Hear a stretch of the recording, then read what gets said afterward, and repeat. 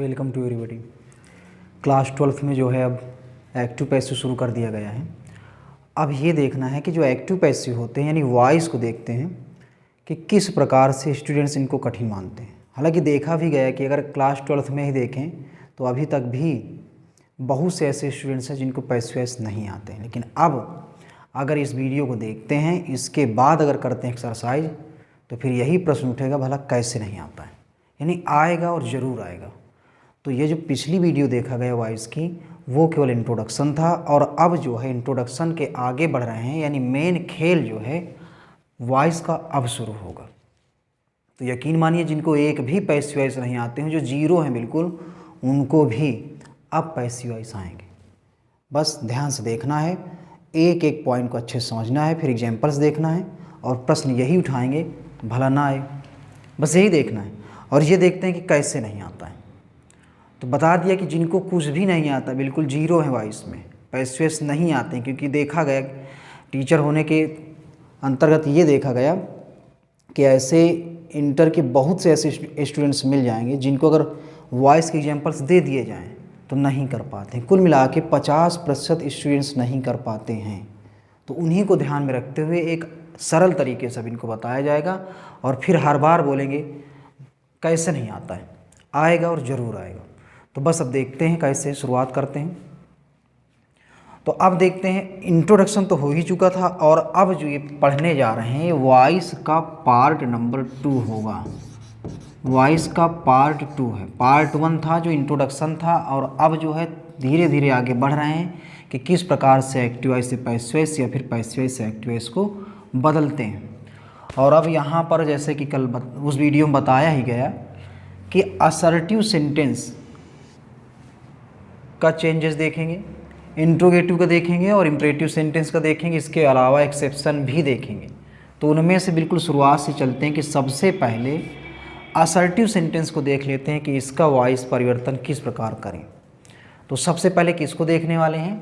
Assertive sentence को। Assertive sentence वो भी किसका देखेंगे? तो सारे टेंस जो हैं, जितने भी टेंस हैं उनका देखेंगे और सबसे पहले ये देखेंगे कि कितने टेंस का बनता है और कितने टेंस का नहीं बनता है। तो यही बात जान लेते हैं कि कितने टेंस की वॉइस बनाई जाती है, यानी पैसिव वॉइस बनाते हैं। तो उनको जान लेते हैं। तो केवल 8 टेंस, केवल 8 टेंस, टोटल 12 टेंस में 8 टेंसों की पैसिव वॉइस बनती है और जो 4 बचते हैं, 4 टेंस की पैसिव वॉइस नहीं बनती है। क्या समझा गया कि 12 टेंसेस में केवल 8 टेंसेस की पैसिव वॉइस बनती है और 4 टेंस की पैसिव वॉइस नहीं बनती है। अब प्रश्न ये उठता है कि कौन से वो 8 हैं जिनकी बनती है, कौन से वो 4 हैं जिनकी पैसिव वॉइस नहीं बनती है। तो देख लेते हैं एक बार क्रम से कि किसकी किसकी बनती है और किसकी किसकी नहीं बनती है। तो इसको देखते हैं यहाँ पर, या केवल सुन लें, इसको देख लेते हैं। प्रेजेंट, प्रेजेंट में यहाँ पर देख लेते हैं। प्रेजेंट इंडेफिनिट टेंस की पैसिव वॉइस बनती है। इसके बाद प्रेजेंट कॉन्टिन्यूअस की पैसिव वॉइस बनती है। इसके बाद प्रेजेंट परफेक्ट टेंस की पैसिव वॉइस बनती है और लास्ट में आता है प्रेजेंट परफेक्ट कॉन्टिन्यूअस टेंस, जिसकी पैसिव वॉइस नहीं बनती। केवल सुन लेते हैं क्या क्या बताया गया कि जिनकी जिनकी पैसिव वॉइस बनती है पहले उनकी चर्चा करते हैं, साथ में ही कर लेते हैं कि किसकी नहीं बनती। तो present indefinite, present continuous, present perfect tense, इन 3 टेंसेस की पैसिव वॉइस बनती है। लास्ट में आता है प्रेजेंट परफेक्ट कॉन्टिन्यूअस टेंस, तो इसकी पैसिव वॉइस नहीं बनती है। तो 4 टेंस में यानी प्रेजेंट के देखे गए तो प्रेजेंट के 4 में प्रथम 3 की बनती है और लास्ट का अंतिम जो एक बचता है उसकी पैसिव वॉइस नहीं बनती। ठीक उसी प्रकार अब बात करते हैं पास्ट की। तो पास्ट के भी प्रथम 3 अर्थात past indefinite, past continuous, past perfect tense की पैसिव वॉइस बनती है और इसके बाद जो आखिरी है लास्ट का, पास्ट परफेक्ट कॉन्टिन्यूअस टेंस की पैसिव वॉइस नहीं बनती। जैसा कि देखा गया दोनों टेंस में, प्रेजेंट हो या पास्ट हो, उसका लास्ट वाले का नहीं बनता है। लास्ट वाला कौन होता है? परफेक्ट कॉन्टिन्यूअस, यानी चाहे प्रेजेंट परफेक्ट कॉन्टिन्यूअस टेंस हो या पास्ट परफेक्ट कॉन्टिन्यूअस टेंस हो, इनकी पैसिव वॉइस नहीं बनती है। ऊपर के 3 कौन कौन से हैं? इंडेफिनिट, कॉन्टिन्यूअस और परफेक्ट, इनकी पैसिव वॉइस बनती है। तो अभी तक 6 की देखा गया कि 6 की पैसिव वॉइस बनती है और 2 की नहीं बनती। अच्छी तरह से जान गए होंगे, हालांकि जानते भी हैं कुछ स्टूडेंट्स, जो नहीं जानते उनके लिए। इसके बाद आते हैं फ्यूचर पर। फ्यूचर को बड़े ध्यान से समझना है कि किसकी बनती है किसकी नहीं। तो फ्यूचर इंडेफिनिट टेंस की पैसिव वॉइस बनती है और इसके बाद फ्यूचर कंटीन्यूअस टेंस की पैसिव वॉइस नहीं बनती। क्या क्या सुना गया कि फ्यूचर इंडेफिनिट की पैसिव वॉइस बनती है और फ्यूचर कंटीन्यूअस टेंस की पैसिव वॉइस नहीं बनती। फ्यूचर में क्रम क्या चलाना, एक की बनती है और एक की नहीं बनती, फिर एक की बनती है और एक की नहीं बनती, अर्थात 2 में से हमने देख लिया प्रथम 2 को। अब तृतीय देखते हैं, फ्यूचर परफेक्ट टेंस की पैसिव वॉइस बनती है और फ्यूचर परफेक्ट कंटीन्यूअस टेंस की पैसिव वॉइस नहीं बनती। तो एक बार फिर से कहेंगे कि फ्यूचर का क्रम क्या चलना है, सीक्वेंस, कि फ्यूचर इंडेफिनिट टेंस की पैसिव वॉइस बनती है, फ्यूचर कंटीन्यूअस की नहीं बनती है, फ्यूचर परफेक्ट की बनती है और फ्यूचर परफेक्ट कंटीन्यूअस टेंस की पैसिव वॉइस नहीं बनती। क्या है क्रम, एक की बनती है, एक की नहीं बनती है, फिर एक की बनती है और एक की नहीं बनती। इस तरह से 12 टेंसेज में देखा गया कि 8 की बनती है और 4 की नहीं बनती है। कौन कौन से हैं, स्टूडेंट्स जो है अपने नोट्स में लिखेंगे कि निम्नलिखित 8 टेंसेज की पैसिव वॉइस बनती है, उनको लिखेंगे कौन कौन से हैं, उनको लिख लेंगे। इसके बाद फिर लिखना है, इसके बाद फिर लिखेंगे निम्नलिखित 4 टेंसेज की पैसिव वॉइस नहीं बनती, फिर उनको लिखेंगे। अब अगर इतना जान गए हैं तो फिर इसके बाद बढ़ते हैं आगे। क्या बताया गया कि 8 की बनती है, 4 की नहीं बनती, तो इनको तो जान गए स्टूडेंट्स। फिर इसके बाद ये देखना है कि सबसे पहले असर्टिव सेंटेंस लेके चलेंगे इन्हीं टेंसेस का, और असर्टिव सेंटेंस का परिवर्तन किस प्रकार से करेंगे पैसिव वॉइस में या फिर एक्टिव वॉइस में, उनको क्रम से देखना है। तो आइए स्टार्ट करते हैं। सबसे पहले देख लेते हैं एक सिंपल रूल। सिंपल रूल में लिखा हुआ है ऑब्जेक्ट का सब्जेक्ट। पॉइंट नोट करना है क्या है, यहाँ पर लिखा है कि ऑब्जेक्ट का सब्जेक्ट बनाएंगे। अब ऑब्जेक्ट का सब्जेक्ट बनाएंगे, एक बार पहले पढ़ लेते हैं फिर बताते हैं क्या कैसे। ऑब्जेक्ट का जब सब्जेक्ट बन जाए, असर्टिव सेंटेंस की बात हो रही है, तो इसके बाद हेल्पिंग वर्ब लगाएंगे। और हेल्पिंग वर्ब कौन सी लगाएंगे, इसको भी लिखेंगे पैसिव वॉइस की। हेल्पिंग वर्ब जो है पैसिव वॉइस की, क्योंकि पैसिव वॉइस बनाने में टेंस से पैसिव वॉइस में हेल्पिंग वर्ब चेंज होती है। टेंस की और कुछ होगी जो 8 की बनेगी, लेकिन पैसिव वॉइस में उसकी चेंज होगी। इसीलिए यहाँ पे लिखा गया कि जब ऑब्जेक्ट का सब्जेक्ट लगा लें फिर इसके बाद हेल्पिंग वर्ब लगाएं, तो लेकिन कौन सी, जो पैसिव वॉइस की हेल्पिंग वर्ब होगी उसको लगाएंगे। कौन सी होगी आगे पता चल जाएगा। फिर इसके बाद नॉट लगाना है, यदि हो तो, अगर नॉट आया हो तो नॉट लगाएंगे, नहीं तो नहीं लगाएंगे। अगर नॉट नहीं है तो नहीं लगाना है, और अगर है तो लगा देंगे। उसके बाद क्या करना होगा, वर्ब की थर्ड फॉर्म। तो पैसिव वॉइस में वर्ब की थर्ड फॉर्म जो है रजिस्टर्ड है कि हर बार पैसिव वॉइस में वर्ब की थर्ड फॉर्म लगेगी तो लगेगी। क्या देखा गया कि पैसिव वॉइस में वर्ब की थर्ड फॉर्म लगेगी। अब इसके बाद वर्ब की थर्ड फॉर्म के बाद क्या लगाना होगा, प्रीपोजिशन। प्रीपोजिशन एक लगाएंगे और प्रीपोजिशन का नाम होगा बाई। कौन सा प्रीपोजिशन लगाने वाले हैं, बाई लगाएंगे। और फिर इसके बाद सब्जेक्ट का ऑब्जेक्ट, यानी बाई के बाद क्या लगाना है, सब्जेक्ट का ऑब्जेक्ट। और सब्जेक्ट का ऑब्जेक्ट बात वैसे तो साधारणतः देखा जाए तो खत्म हो जाता है, लेकिन हो सकता है कि अदर वर्ड्स दिए हों। जब पेपर को कठिन बनाना होता है तो लोग अदर वर्ड्स रख देते हैं, तो इसमें क्या होता है, स्टूडेंट्स अदर वर्ड्स को ही ऑब्जेक्ट मानना शुरू कर देते हैं। तो सबसे मेन पॉइंट बनने वाला है पैसिव वॉइस में कि ऑब्जेक्ट क्या होता है, ऑब्जेक्ट कैसे पहचानें, ये सब बातें देखेंगे और सबको आसानी से सीखेंगे। पर अब जो है पहले इसकी चर्चा करते हैं, ऑब्जेक्ट का सब्जेक्ट क्या होता है। तो आइए देखते हैं, इधर ये जो चार्ट बना है इसको देखना है ध्यान से। ये सब्जेक्ट है, ये ऑब्जेक्ट है। ऑब्जेक्ट का सब्जेक्ट बनाना है कैसे, अगर मान लेते हैं मी आ जाए तो मी एक ऑब्जेक्ट है, इसका सब्जेक्ट क्या बनता है, आई। देखिए अभी कन्फर्म हो जाएगा। मी का सब्जेक्ट क्या बनता है, आई। अगर ऑब्जेक्ट में मी आया, क्योंकि मी एक ऑब्जेक्ट है तो इसका सब्जेक्ट अगर बनाना है तो मी का सब्जेक्ट क्या बनेगा, आई। इसी प्रकार फर्स्ट पर्सन पहले देख लेते हैं, इतने दो। अस है ऑब्जेक्ट के रूप में, तो ऑब्जेक्ट का सब्जेक्ट बनाने जा रहे हैं तो अस का सब्जेक्ट क्या बनेगा, वी। बस ध्यान से इसी को तो देखना है, अस का सब्जेक्ट क्या बनने वाला है, वी। और यदि और आगे बढ़े तो ये है इतना सेकेंड पर्सन के प्रोनाउन, ये प्रोनाउंस हैं, इनके चार्ट दिखाए जा रहे हैं, टेबल है। अगर यू आता है ऑब्जेक्ट के रूप में तो यू का सब्जेक्ट भी यू होता है।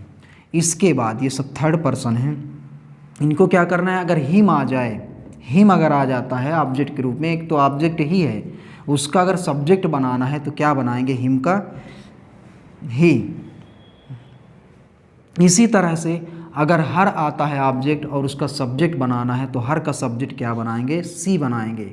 देम आता है तो देम ऑब्जेक्ट है और ऑब्जेक्ट का सब्जेक्ट बनाएंगे तो देम का सब्जेक्ट बनेगा दे। और अगर इट आता है तो इट का फिर सब्जेक्ट भी इट ही होता है। तो इस तरह से इनको देखा गया। तो ये रही बात अभी तक कि किस प्रकार से ऑब्जेक्ट का सब्जेक्ट बनाएंगे।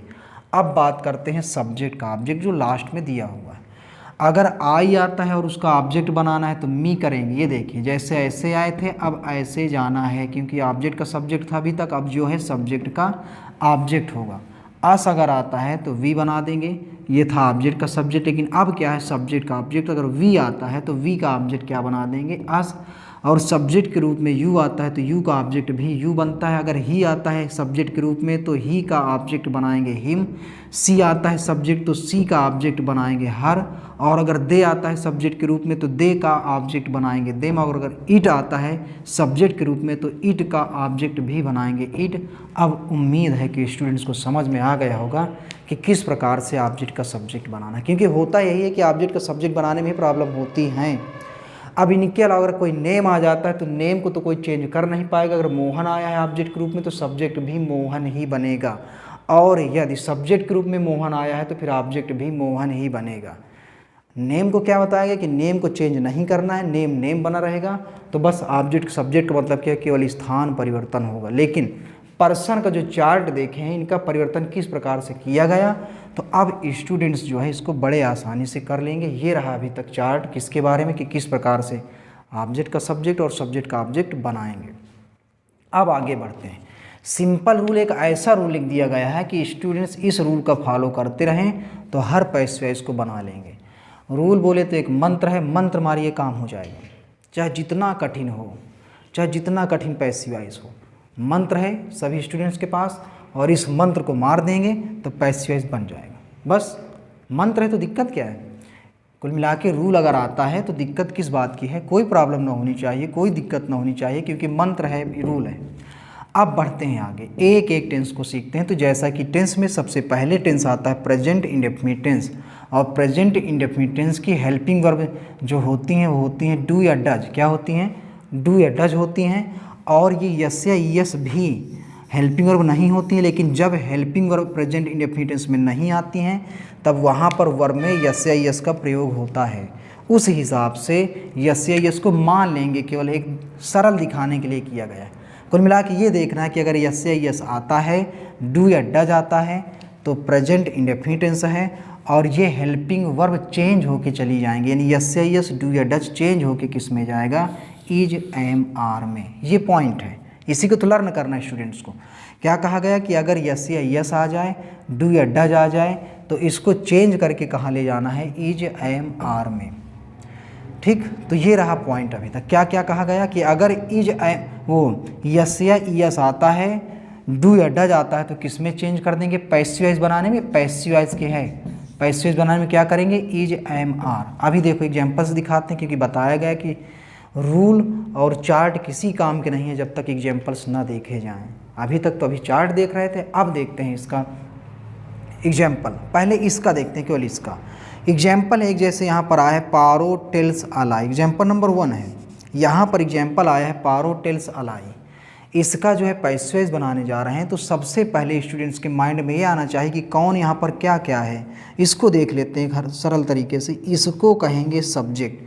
असर्टिव सेंटेंस पढ़ रहे हैं तो सबसे पहले सब्जेक्ट आएगा, और ये है मेन वर्ब। देखते जाना है, ये है मेन वर्ब, और मेन वर्ब के बाद आया करता है ऑब्जेक्ट की सीक्वेंस जो है स्टूडेंट्स को आना चाहिए कि पहले सब्जेक्ट आता है, हेल्पिंग वर्ब होती तो हेल्पिंग वर्ब आती, नहीं है तो फिर मेन वर्ब आएगी और फिर ऑब्जेक्ट आएगा, और अगर आगे कुछ आएगा तो अदर वर्ड्स। तो अब ये इतना है ऑब्जेक्ट। क्या क्या कहा गया, पहले सब्जेक्ट आया है, फिर मेन वर्ब आई है, और फिर इसके बाद क्या आया है, ऑब्जेक्ट। और सिंपल रूल जो स्टूडेंट्स को बताया गया कि मंत्र है, मंत्र देख लीजिए क्या आया है ऑब्जेक्ट का सब्जेक्ट। तो यहाँ पर है ऑब्जेक्ट अलाई। अब वो पर्सन तो है नहीं अलाई, तो अलाई को बना देंगे सब्जेक्ट। अलाई पहले आ गया। ऑब्जेक्ट का क्या बन गया, सब्जेक्ट। अब अलाई, अलाई का मतलब है एक वचन, सिंगुलर नंबर, और सिंगुलर नंबर के साथ देखिए यहाँ पर यस या यस आया है, और यस या यस जब आ जाए तो चेंज करके इज एम आर में ले जाना है। तो एक वचन के साथ इज लगाएं कि आर लगाएं कि एम लगाएं, तो स्टूडेंट्स जानते हैं एक वचन के साथ लगाना होगा इज। ये देखिए क्या कहा उसने, हेल्पिंग वर्ब हो गई पैसिव वॉइस की, यस या यस दिखाई दे तो इज एम आर लाते हैं, डिपेंड करता है सब्जेक्ट पर, सिंगुलर है कि प्लूरल है, सिंगुलर था इसलिए क्या लगा दिया गया, इज। फिर लिखा है नॉट, यदि हो तो क्या इस सेंटेंस में नॉट है, नहीं है, ऐसे में वर्ब की थर्ड फॉर्म लगाने वाले हैं। तो टेल का थर्ड फॉर्म क्या होता है, टेल का थर्ड फॉर्म देखते हैं क्या होगा। तो टेल का थर्ड फॉर्म होता है टोल्ड, इसका थर्ड फॉर्म होगा टोल्ड, और टोल्ड के बाद यानी थर्ड फॉर्म के बाद क्या लगाना है, प्रीपोजिशन के रूप में बाई लगाएंगे। तो यहाँ पर लगा दिया गया बाई, और फिर लगाना है सब्जेक्ट का। ऑब्जेक्ट बताया गया था कि अगर नेम आ जाए तो ऑब्जेक्ट भी वही बनता है, सब्जेक्ट भी वही बनता है। तो सब्जेक्ट का ऑब्जेक्ट बनाएंगे तो पारो का ऑब्जेक्ट बन जाएगा पारो। इस तरह से देखा गया कि कैसे पैसेज बनाते हैं, और ये रहा अभी तक का पहला एग्जाम्पल, केवल पहला एग्जाम्पल। और अब देखते हैं एग्जाम्पल नंबर 2। अब क्या देखेंगे, एग्जाम्पल नंबर 2 देखते हैं, इसका परिवर्तन किस तरह से करना है देखते हैं। इसका परिवर्तन देखते हैं अब एग्जाम्पल नंबर 2 का क्या देखना है। इस पे एग्जाम्पल पढ़ते हैं पहले ध्यान से, लिखा क्या है इस पे आया है कि Sunny does not make film. अब देखना है कितना रुचिकर होगा। सनी यहाँ पर क्या है, सब्जेक्ट है, ये हेल्पिंग वर्ब है, इसी को तो देखो गौर करना स्टूडेंट्स, पहले पहचान ले, ये अपना नॉट है, ये वर्ब है, और ये ऑब्जेक्ट है। क्या क्या कहा गया, सब्जेक्ट, फिर हेल्पिंग वर्ब आती है तो नॉट है, फिर मेन वर्ब आ गया, और अब जो है ये है ऑब्जेक्ट। इसको जो है माइंड पे स्टूडेंट्स को चिन्हित करना, लिखना नहीं है, ये तो बताया जा रहा है केवल। अब रूल क्या कहता है पैसेज बनाने का, कि सबसे पहले ऑब्जेक्ट का सब्जेक्ट बनाएंगे। तो यहाँ पर इस बार ऑब्जेक्ट क्या आया है, फिल्म, तो ये बन जाएगा यहाँ पर आते ही सब्जेक्ट। और इसके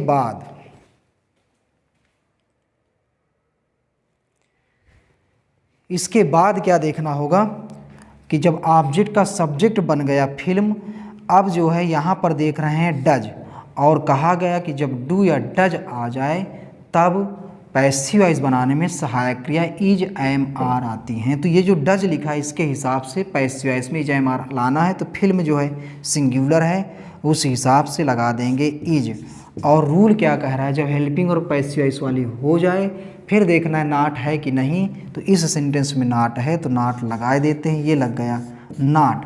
और नॉट के बाद अब लगाना है वर्ब की थर्ड फॉर्म। तो नॉट के बाद वर्ब की थर्ड फॉर्म, तो मेक का थर्ड फॉर्म क्या होता है, सभी लोग जानते हैं, मेड। क्या हो जाएगा, मेड।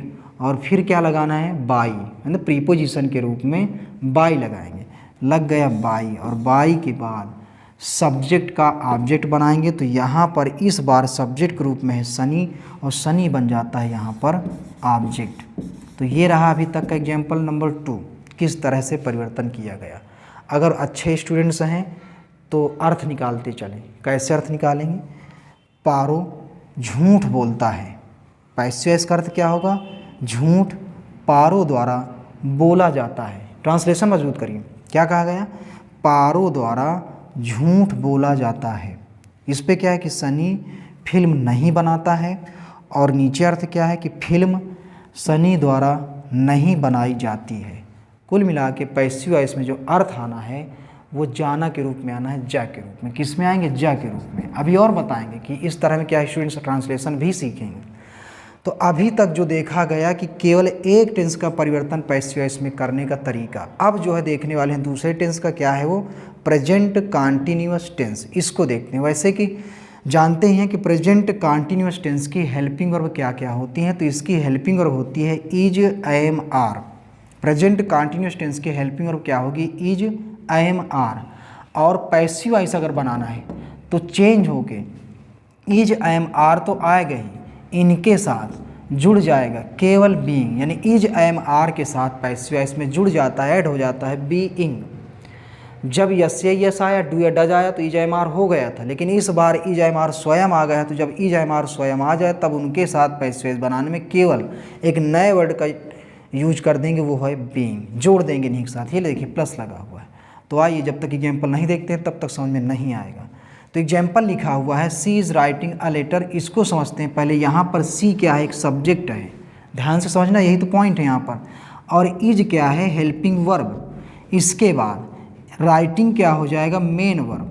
मेन वर्ब के बाद आता है ऑब्जेक्ट। एक सीक्वेंस जो है स्टूडेंट्स माइंड पे डाल लें कि सबसे पहले सब्जेक्ट आता है, सब्जेक्ट के बाद हेल्पिंग वर्ब आता है। हो सकता है नाट आए, नाट अगर आता है तो किसके बाद आया करता है, हेल्पिंग वर्ब के बाद। नहीं आया तो कोई बात नहीं, देख सकते हैं एग्जाम्पल। ये देखिए सब्जेक्ट, हेल्पिंग वर्ब और फिर नाट।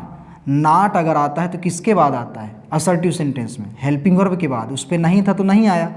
और फिर आता है मेन वर्ब और इसके बाद लिखा है ऑब्जेक्ट। सब में देख लिया गया, सब्जेक्ट फिर हेल्पिंग वर्ब, नाट हो तो हो, होता है तो किसके बाद होता है, हेल्पिंग वर्ब के बाद। फिर इसके बाद यानी हेल्पिंग वर्ब के बाद फिर क्या आता है, मेन रूप से अगर देखें तो मेन वर्ब और फिर ऑब्जेक्ट, फिर अदर वर्ड।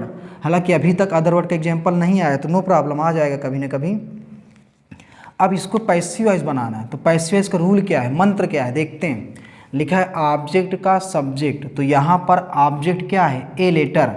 तो ए लेटर को बना लेते हैं पहले सब्जेक्ट। ए लेटर क्या बन गया, सब्जेक्ट। इसके बाद लिखा है हेल्पिंग वर्ब, वो भी पैसिव वॉइस की।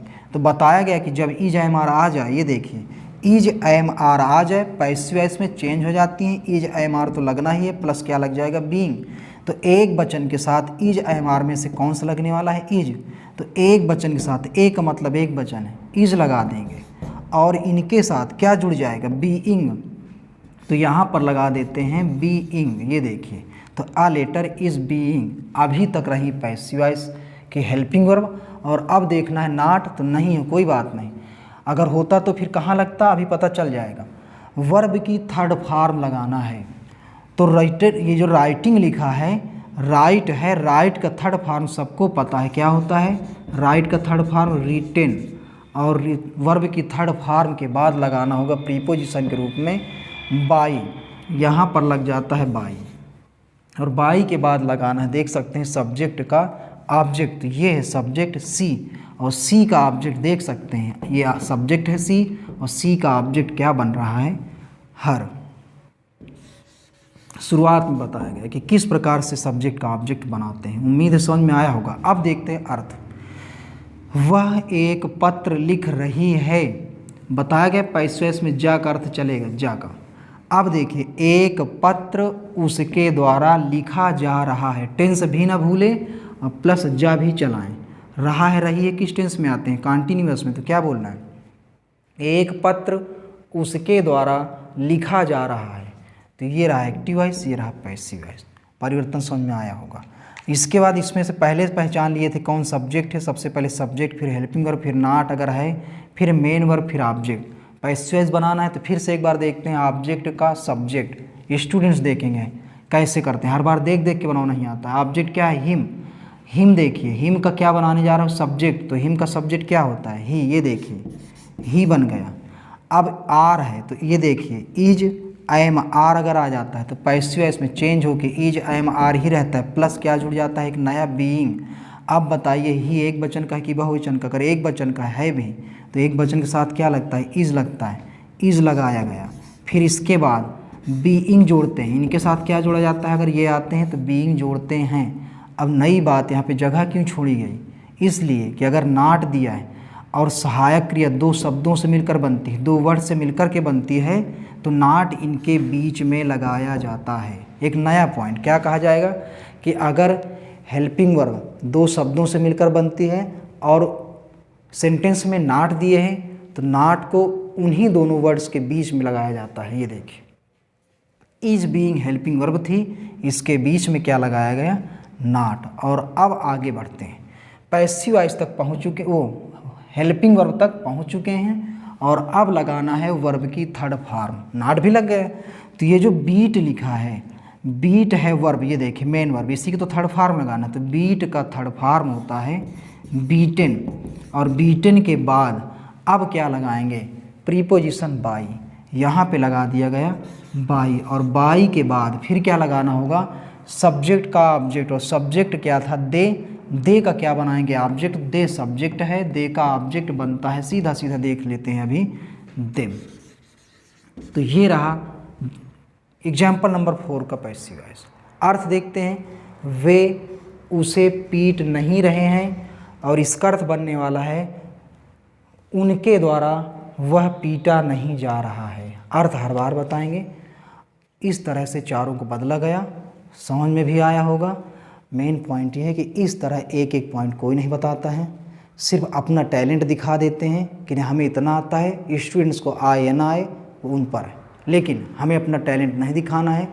जब टैलेंट देखना हो तो साक्षात देखें, फुल दिखाया जाएगा, कोई दिक्कत नहीं, इंग्लिश इंग्लिश दिखाया जाएगा, लेकिन अभी टैलेंट नहीं दिखाना है, केवल कमज़ोर से कमज़ोर विद्यार्थियों को महान बनाना है। और इसीलिए ज़्यादा इंग्लिश के वर्डों का प्रयोग नहीं किया जाता है, सिर्फ हिंदी बोली जाती है। हिंदी मीडियम के स्टूडेंट्स भी थोड़ा महान बने, धीरे धीरे, इकट्ठा नहीं, धीरे धीरे बने। तो उन्हीं को ध्यान में रख करके उनके हिसाब से किया जा रहा है, इसीलिए इनको ध्यान से पढ़ते रहें और ज़्यादा से ज़्यादा जो है इस बात को फैलाते रहें कि किस तरह से पैसे सरल तरीके से पढ़ते हैं। ठीक है, फिर आगे देखते हैं।